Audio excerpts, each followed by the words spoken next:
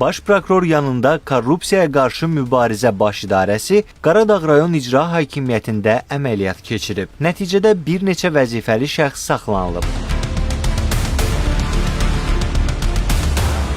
Saxlanılan Qaradağ rayon icra başçısının müavini Nadir Muradov, rayon təsərrüfatı şöbəsinin baş məsləhətçisi Qafar Abdullayev, əmlak məsələləri dövlət xidmətinin dövlət əmlakının idarə edilməsi və səmərəli istifadəsinə nəzarət şöbəsinin rəis müavini Zülfüqar Mansurov Binəqədi rayon məhkəməsinin qərarı ilə 3 ay 28 gün müddətinə həbs edilib. Onlar rüşvət almaqda ittiham olunurlar. Təqsirləndirilən şəxslər Cinayət Məcəlləsinin bir sıra maddələri ilə ittiham edilir.